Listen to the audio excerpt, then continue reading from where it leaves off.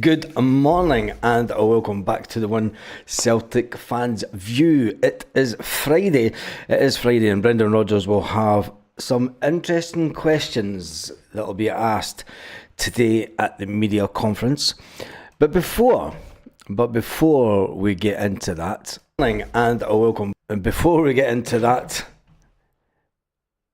I have a friendly reminder. Celtic have played 29 games, they've won 24. They've only drawn 3 and lost 2 all season. Celtic sit top of the SPFL table on 75 points. The Rangers are on 59. That is your Friday friendly reminder. And it is just a friendly reminder that we are top of the table looking down on Rangers, and no matter what happens this weekend, Brendan Rodgers said that, look, it's not a case of a revenge, but let's face it, there's going to be 3 important questions that I think Brendan Rodgers will get asked. The first one is Carmack 100% fit? And what was the reason that he was taken off in the last game? And is there any injury concern like there was last season? The second one I think that he will be asked is about James Forrest. How close is he to returning? And is James Forrest the little trick up his sleeve card that Brendan Rodgers might have for this weekend? And then the third one is Liam Scales' injury. Is there any update on the Liam Scales injury and how long will Scales be out for? Whilst ultimately this game is just another step towards the 55. Yes, it is just another step towards the 55. The 55 in the league is inbound. There's no disputing that whatsoever. It doesn't matter if it's a draw this weekend. It doesn't even matter if it's a loss, but I don't think it will be. Celtic will go out to set the tone at the beginning of the game, said Brendan Rodgers. It is a crucial game. When you look back over the previous couple of games, we won the final, the Premier Sports Cup, on penalties, and then we got beat unbelievably at Ibrox. It was a game where we just didn't turn up. Now, the last time that happened, when Brendan Rodgers was here the first time, we got beat by a Sevco team, and you've got to remember, this is 7 managers. This will be the 7th manager that Brendan Rodgers will have faced. 7 Sevco managers. Yep, it'll be the 7th Sevco manager that that he has faced. So it's like water off a duck's back, really, isn't it? I mean, they come in and they say they're coming for us. They're coming. That's it. You're going to get all that chat today, because I believe that they won on penalties last night. I didn't watch the game. I was well in bed before that even finished. And there's going to be all the cheap talk. Yep, there's going to be all the cheap talk between now and the game on Sunday. And let's face it, talk is cheap. And Celtic will do their talking on the pitch. You know, I said last night on the video, I said it's been a bit of a quiet week, but obviously they had the game last night that they'll be completely focused on. Now that it's done and dusted, you'll get the talk is cheap. The cheap talk, the fighting talk. We're coming to get you. Here come the Rangers again. Well, they can say that all they want, but like I said, friendly reminder, the league points don't lie. The league points don't lie, and we are away in front of the league. And Brendan Rodgers wants the team to set the tone. Set the tone, he said in an interview yesterday, and we need to set the tone because, let's face it, it's been too close for comfort. We got obviously beaten in the January game. I can't see us getting beat twice off that team. Brendan Rodgers says you need to put the emotion aside. He said, this is our club. We've got a fantastic support, but it's built on passion and enthusiasm. The supporters are the lifeblood. We need to go out and really show them. We're coming into a really good place, and our form has been good. The results have been good. The performances have been good. Like, since we got beat by them at the beginning of January, look at the points that we've got on the table, and that's all that matters. That's all that matters is the points on the table and our march to the 55th title. We're on the march to a treble. That's the bigger picture. Now, they can come with their sombreros on Sunday and say, oh, you know, it doesn't matter. because we're on track for a treble, and that's what really matters. When you look at the money that Celtic have made this season, it puts us even in an even better financial position going into next season. If you look at everything that's positive about Celtic just now, we're building a brand new complex down the road from Celtic Park, £20 million complex. It must be near to completion now, surely. Can't be far off it. Could Celtic drop another couple of news bombs next week that will get the fans really excited by the means of new contracts for certain people within the club, i.e. the manager, Kuhn, Dyson, Maida, just to name but a few? We'll wait and see. Stevie says, can you see them coming? Nope, I can't see them coming. And I definitely can't see them getting anywhere closer than what the points tally is. And just a friendly reminder, Celtic, top of the table, 75 points. Rangers, 59. So they could talk cheap all they want and say that they're coming to get us, but we've heard it many times before. Anyway, when it comes to the game, there's an interesting article saying out this morning saying that the SNP wanted to have a round table summit. Fuck off. They wanted a round table summit due to the carry on with the Ultras in the city centre. The game in January. Remember the two Ultras groups ran amok. Now, there will be some nonsense goes on before the game this weekend, no doubt, between the Ultras groups. And as long as they keep it away from the stadium and nowhere near the stadium, that's fine. After I don't even want to talk about them. There's no point, is there? There's not even any point, really. The fact that there is a 4% allocation to away fans, 4%, it's going to make it interesting. It's going to make it interesting, and it's going to make for a bit of an atmosphere, and that's all that really matters. The fact that we're going into this game in really good form, we are where we are in the league. We're into the later stages of the Scottish Cup. Brendan Rodgers says, look, the cup final was tight, but we came through it. The game at Ibrox, they were the better team. Throw your hands up in there and says you've got to admit it, they were the better team on the day. But that never happens twice in football. And Brendan Rodgers, over the history of the 7 managers that he's came across. Yes, the seven managers. I want to congratulate Gemma and welcome we Mark to our Odd Celtic Fans View, says Mr. Quinn. Politicians should just shut up about football. If we're not allowed to talk about politics, they should stay the football, shouldn't they? It's as simple as that. And if we're not allowed to talk about politics, they can stay away from football. Easy. I just remember a group of Santas being chased by Celtic and a policeman abusing and beating someone with a baton. Yep, it is that. It was funny, that wasn't it? It was amazing how the policeman let all the blue masked Santas run past them, and then when a Celtic fan gets near him, he starts wielding his baton. It's funny, that, isn't it? But anyway, we move on. It's a crucial game this weekend.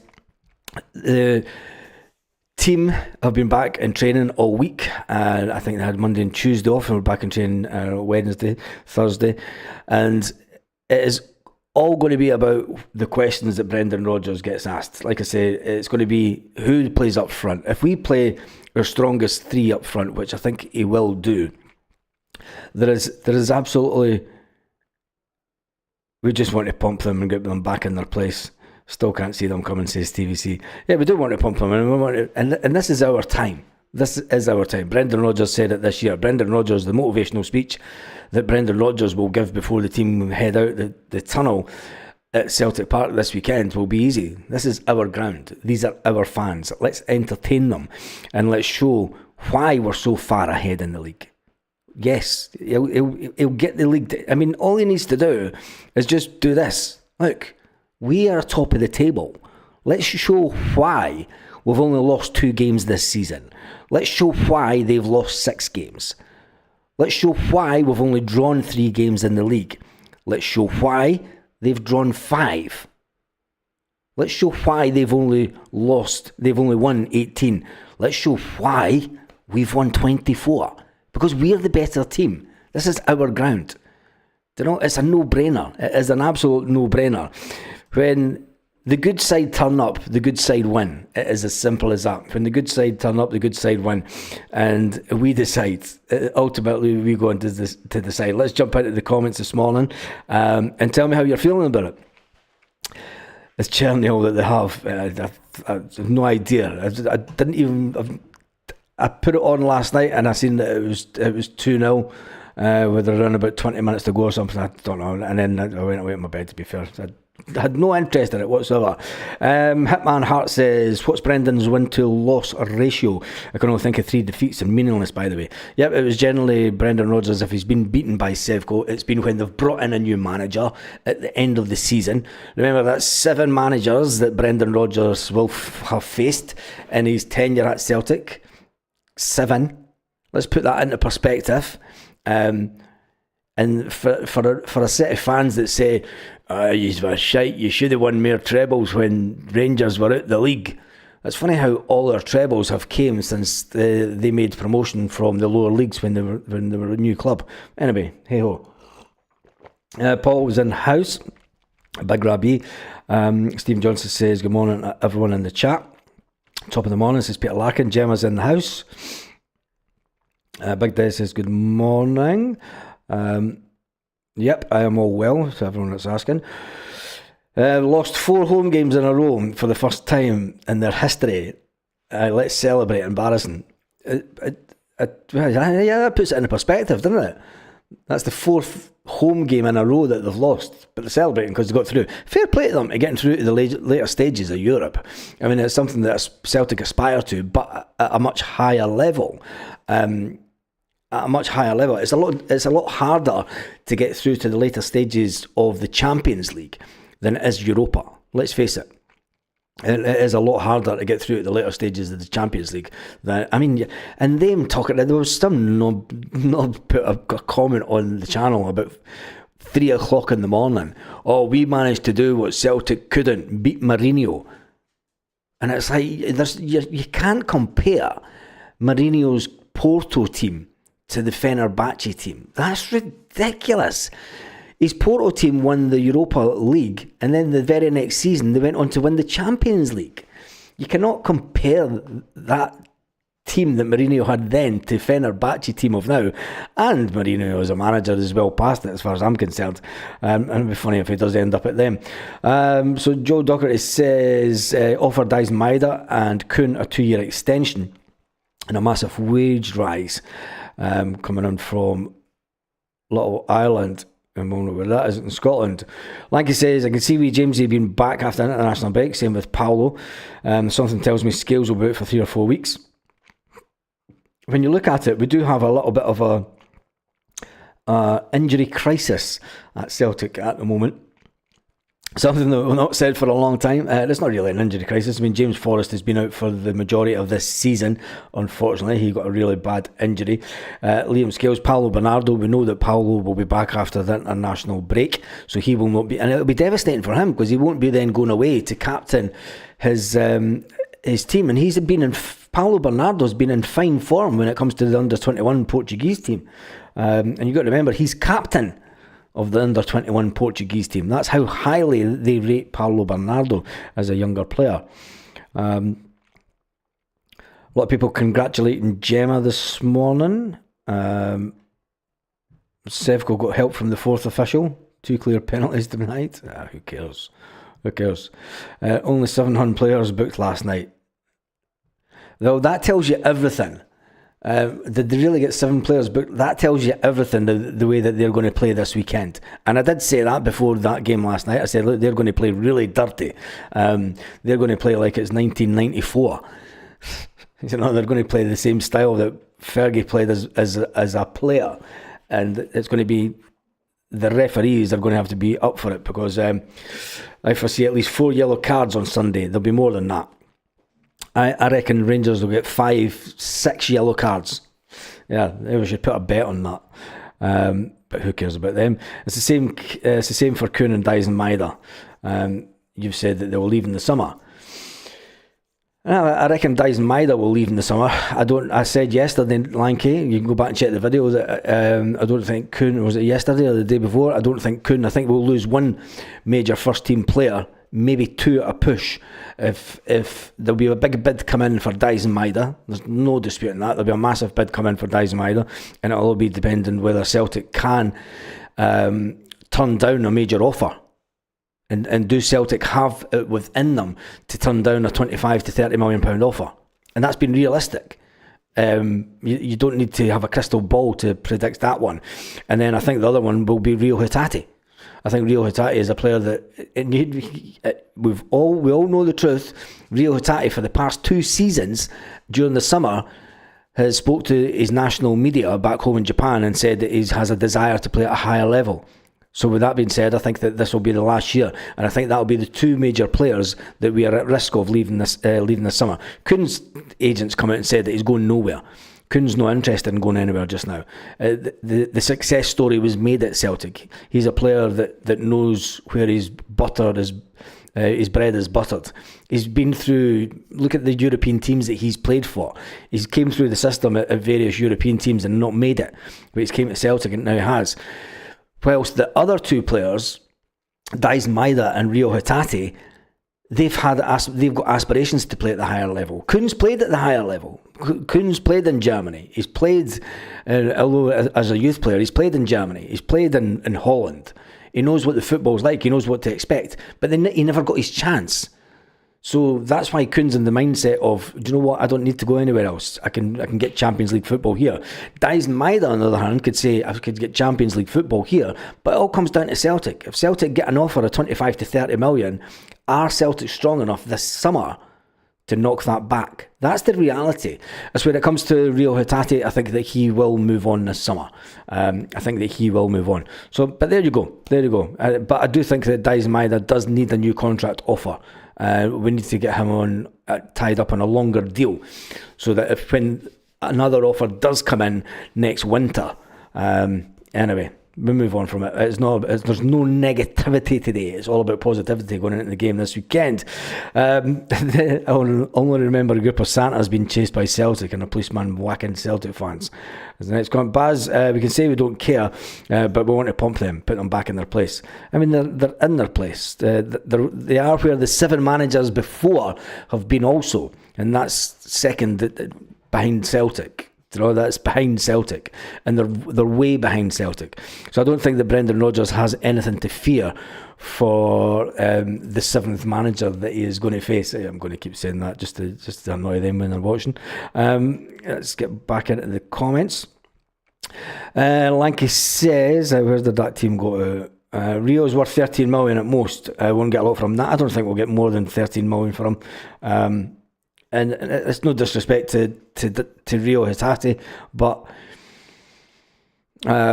it's just he's one player that either gets really frustrated from himself or fans get really frustrated with him. How many players will be sent off? I think there'll be 1 player sent off for that lot. Big Soapy Suter set her for a red card. I've seen a team selection. Paul Baird's in the house. He couldn't beat Queen's Park, but then scudded that, and then Aberdeen scudded them. I take it, did Ange win last night? I don't really care. Sevco will have the Athletic club to play next. They'll be Gubbs home and away. Don't know who they're playing next, don't care. I'd like to see McCowan on the pitch more. Get more game time. I think that as soon as after this game's done, I think you'll start getting players like him get more game time.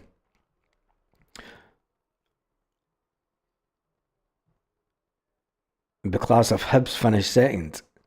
There's no chance that Hibs will finish second. I mean, there's more chance that Aberdeen. There's more chance that Rangers would. You can't say. I mean, Aberdeen are bound to feel. Aberdeen are way down to 4th when they were so close to Celtic. They seem to get to that 30 odd point mark, 28 point mark at the beginning of the season. 30 odd point was it was, wasn't it? And then they just completely imploded and did absolutely nothing. And after pushing Celtic so far, there's no way that Hibernian are going to get second place in the league. Not a chance. It'll be Brendan Rodgers' 7th manager that he makes sure that comes in second in the league. All right, I'm going to jump back into the comments. Just say,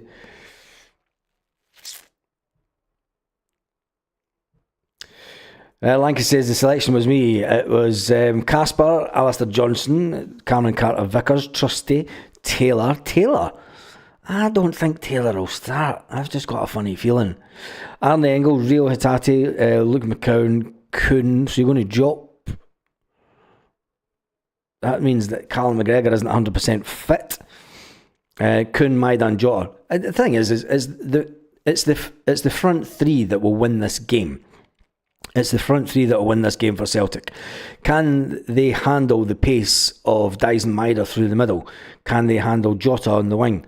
Can they handle Kuhn on the other wing?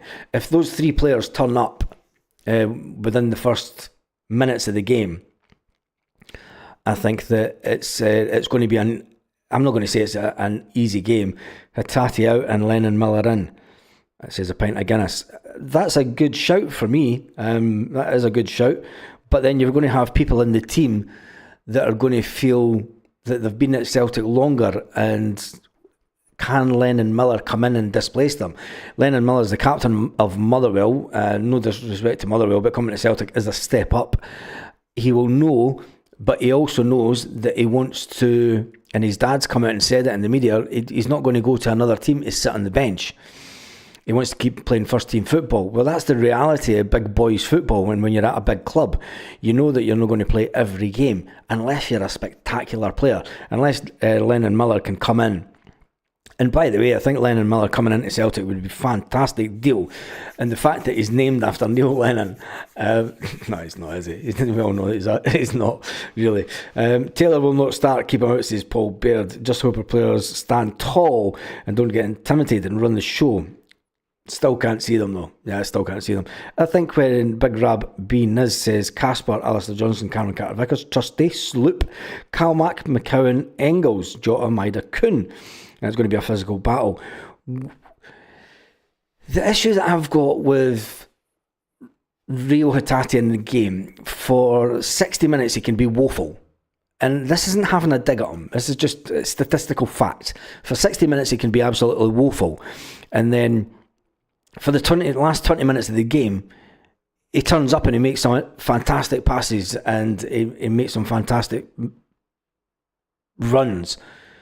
And that's the frustrating bit for Rio Hatate.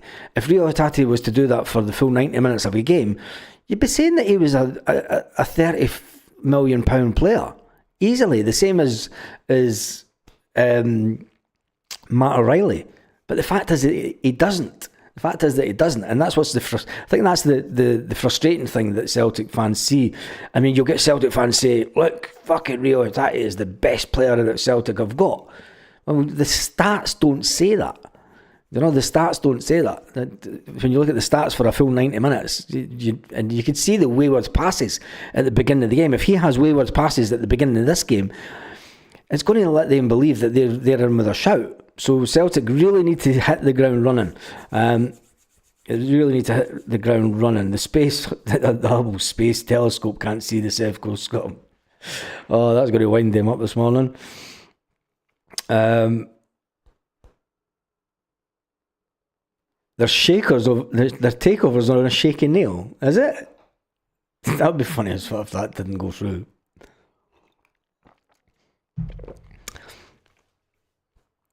I'm just reading some of these comments. Could we resurrect the 7-1 victory from 1957? Could you imagine if we did go out and beat them 7-1? That would be the meltdown of biggest meltdowns coming in for that lot, wasn't it? But ultimately, although they did win on penalties last night, I see, they lost the game 2-0. We've done that. So whilst the club have had everyone back in training, it will be interesting. But we'll do a video after Brendan Rodgers' interview tonight, this afternoon. It's usually around about 6 o'clock or something that comes out, isn't it? 5 o'clock or something. As soon as Brendan Rodgers has done that interview, we will go live. So keep an eye out on the channel for that. And we can talk about everything that Brendan Rodgers has said in the press conference today, and I wonder who'll get wheeled out, because it's generally a player that doesn't play that gets sometimes wheeled out for games like this, but we'll wait and see. Celtic sit top of the table, 16 points clear out of sight. Yep, Friendly reminder. Celtic's at 16 points clear at the top of the table, with the Rangers chasing Celtic once again. And on that note, have an absolutely fantastic day, Celtic fans, wherever you are, all around the world.